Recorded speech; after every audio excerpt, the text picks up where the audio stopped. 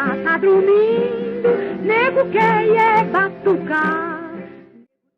Zumbi foi um dos 3 líderes que se conhece do Quilombo dos Palmares, o maior quilombo que surgiu na história do Brasil. O primeiro registro que se tem desse quilombo remota a 1597, mas existem algumas especulações de que ele tenha surgido antes. Palmares era o nome que se dava ao conjunto de mocabos que o formavam.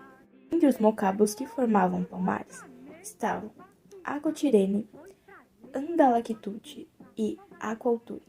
O principal deles era Cerca Real do Macaco, muito conhecido também como Mocabo do Macaco. Esse era o centro político de Palmares e chegou a contar com até 6.000 habitantes. Ao todo, fala-se que o complexo que formava Palmares possuía 20.000 habitantes. Cerca Real do Macaco era protegido por uma paliça e cercado de armadilhas, como garantia de segurança. Todos os outros mocabos eram ligados à Cerca Real do Macaco por meio de estradas que se estendiam na região da Serra da Barriga, local onde ficava Quilombo dos Palmares. Essa região, na época, estava vinculada à capitania de Pernambuco. Palmares teve que lidar com as expedições organizadas por portugueses e holandeses, que queriam destruir o quilombo. No período da invasão holandesa, Palmares prosperou, mas depois que os holandeses foram expulsos, as expedições portuguesas tornaram-se cada vez mais frequentes e resultaram no seu aniquilamento. A destruição de Palmares aconteceu com a expedição de Domingos Jorge Velho, bandeirante, contratado a peso de ouro para atacá-lo. Suas tropas eram formadas por milhares de homens, especula-se até 9.000 homens, e equipadas com canhões. Depois de uma luta intensa, Cerca Real do Macaco foi destruído em 1694, forçando os sobreviventes a fugir. Sabe-se muito pouco sobre a vida de Zumbi. No entanto, a pesquisa histórica procura desembaraçar algumas informações a respeito da biografia dessa grande personalidade brasileira. As profundas lacunas a respeito da vida de Zumbi estão em torno da sua vida pessoal. A respeito de sua infância, o único relato existente é o do jornalista Décio Freitas. Nesse relato, o jornalista afirma que Zumbi havia nascido livre em Palmares, e acredita-se que tenha sido capturado quando tinha por volta de 7 anos e entregue como escravo a um padre chamado Antônio Melo. Uma vez escravizado, recebeu o nome de Francisco e aprendeu a falar português e latim. Aos 15 anos, seria fugido e retornado a Palmares, onde se tornou um importante comandante militar dos palmarinos.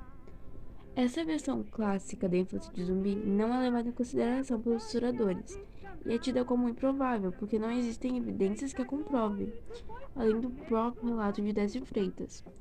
Outra coisa que não se sabe é se Zumbi teve esposas e filhos, apesar de existir uma carta escrita pelo rei português Dom Pedro II para Zumbi sugerindo que os tinha. Nessa carta, Dom Pedro oferece perdão a Zumbi pelas ações por ele realizadas contra colonos portugueses. O rei oferece o perdão desde que Zumbi aceite ser seu súdito, e o faz por meio desse convite. Eu, é o rei, faço saber a vós, capitão Zumbi dos Palmares, que hei por bem perdoar-vos de todos os excessos que haveis praticado. Convido-vos a assistir em qualquer instância que vos conviver, com vossa mulher e vossos filhos e todos os vossos capitães, livres de qualquer cativeiro ou sujeição, como meus fiéis súditos. Sobre minha real proteção, do que fica ciente meu governador, que vai para o governo dessa capitania para que o cumpra e o aguarde. De toda forma, sabemos que Zumbi nasceu de fato no Quilombo dos Palmares em 1655, e muitos dizem que ele teria sido sobrinho de Ganga Zumba, outro líder importante de Palmares. Apesar disso, existem alguns historiadores que apontam que a nomenclatura de Zumbi como sobrinho de Ganga Zumba pode ter sido apenas uma simbologia para remeter ao fato de que o primeiro era protegido do segundo. Sabemos também que Zumbi era um general do Quilombo dos Palmares, e os relatos portugueses destacam a sua atuação na resistência dos palmarinos. São esses relatos que ajudaram a construir a imagem de Zumbi como um grande líder. Sabe-se também que o nome Zumbi pode derivar de Nizam, termo africano que significa fantasma. É na atuação de Zumbi como general que está uma das grandes polêmicas da sua vida, o desentendimento com Ganga Zumba. Em 1678, o líder de Palmares era Ganga Zumba. E em meio de décadas de lutas, esse recebeu uma oferta de paz das autoridades coloniais.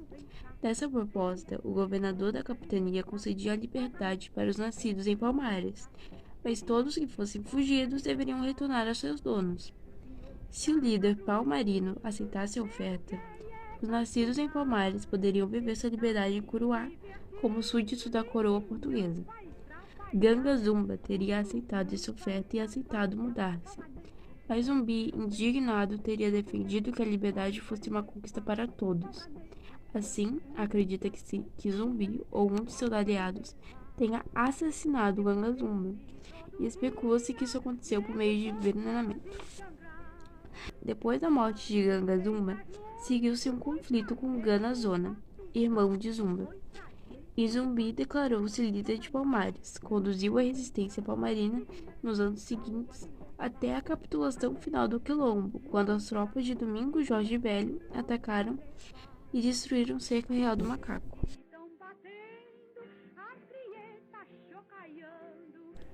Depois do assolamento de Cerca Real do Macaco, Zumbi fugiu. Durante muito tempo acreditou-se que ele teria cometido suicídio durante esse ataque, mas foi comprovado por estudos feitos nas últimas décadas que ele fugiu. Nesse sentido, Zumbi viveu durante cerca de 1 ano e meio embrenhado no mato e sobrevivendo de pequenos ataques realizados por ele e seus companheiros sobreviventes. Em 1695, ele teve seu esconderijo denunciado por um de seus companheiros, chamado Antônio Soares, que foi capturado e torturado. Zumbi então foi emboscado e morto. Ele teve sua mão cortada e sua cabeça foi decepada, salgada e levada para Recife, onde ficou em exposição em uma praça pública. A morte de Zumbi aconteceu no dia 20 de novembro de 1695, e no século XX Zumbi tornou-se um grande símbolo da resistência a determinados grupos políticos. Essa apropriação de sua história fez com que o dia de sua morte fosse convertido no Dia da Consciência Negra.